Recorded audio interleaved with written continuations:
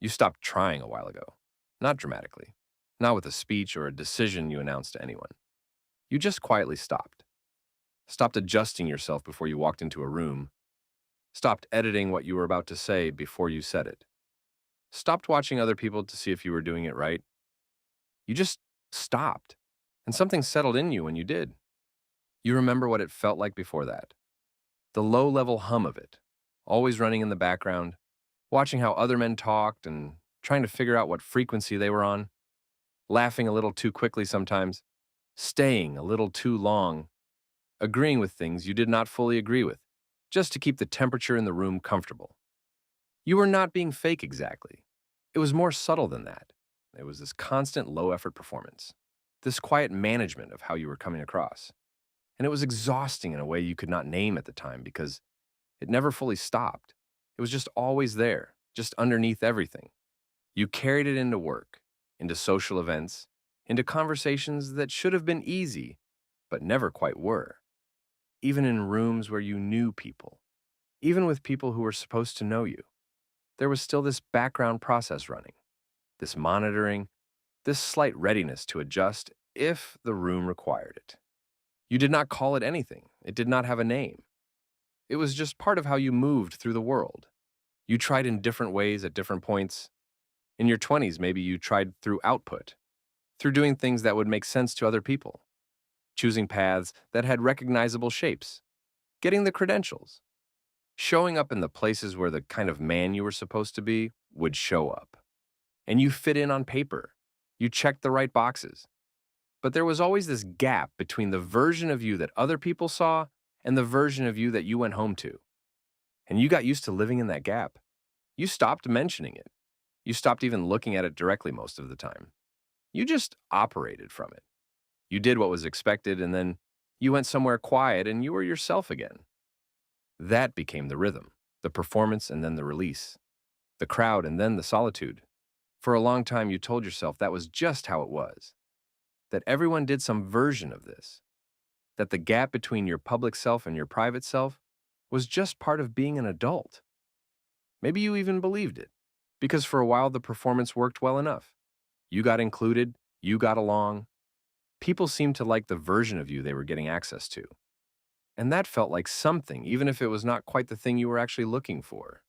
But somewhere along the way, you started to notice it was not working the same way anymore.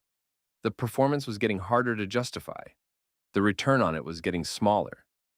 You were spending more energy on the fitting in and getting less out of it. Less connection, less belonging, less of the thing you were originally trying to get. So you started pulling back. Not all at once, gradually. You stopped volunteering yourself for things that did not feel right. You started leaving earlier.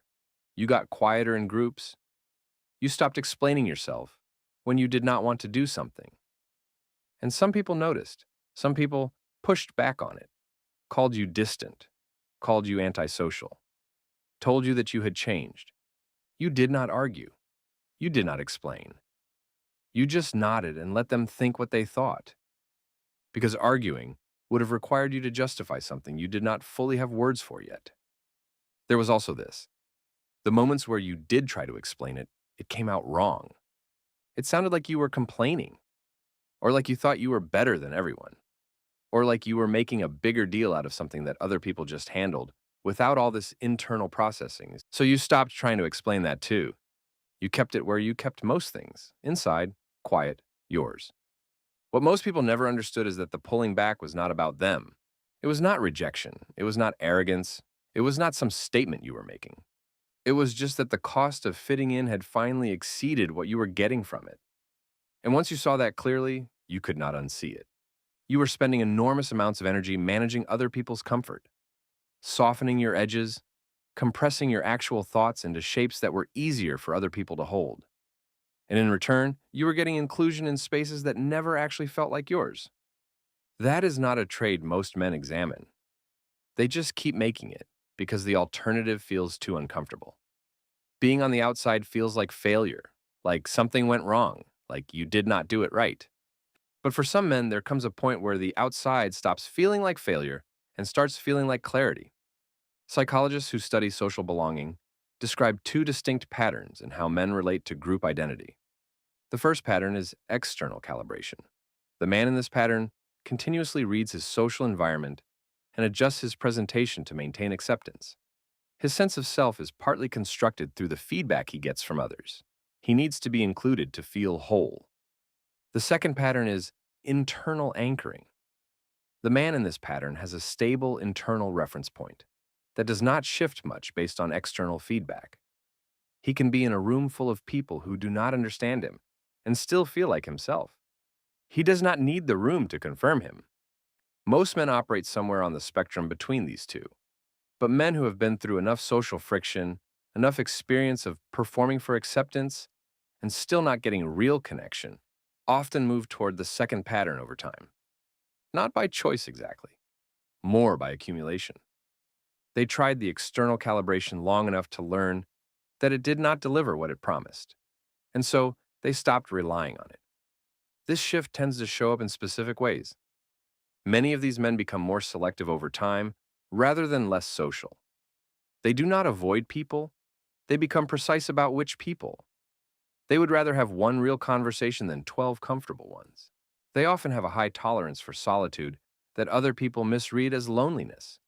But it is not loneliness. Loneliness is wanting connection you do not have. What these men have is something closer to self-sufficiency. They have learned to be genuinely okay in their own company. They tend to be slow to open up and slow to close off. They do not hand trust out easily, but they do not withdraw it easily either. When they decide someone is worth their time, they are genuinely present in a way that can catch people off guard. They often carry a quiet sense of being out of step with most of the world. Not bitterly, just observationally, like they are watching something from a slight distance, and they have accepted that the distance is just part of how they see. What looks like indifference from the outside is often something more specific on the inside. It is discernment. These men stopped trying to fit in, not because they gave up on connection, but because they got honest about what connection actually requires. And what it requires is not performance. It is not adjustment. It is not finding the right shape to compress yourself into. What it requires is showing up as you actually are and finding the people for whom that is enough. Most men never get there. They keep calibrating, keep adjusting, keep managing the gap between who they are and who they are presenting themselves as. The man who stopped trying to fit in has just done something most men find genuinely difficult. He got tired enough of the performance to stop. And then he found out who was still there when he did. Not many people, usually, but the ones who stayed, they actually knew him. And for the first time in a long time, that felt like enough.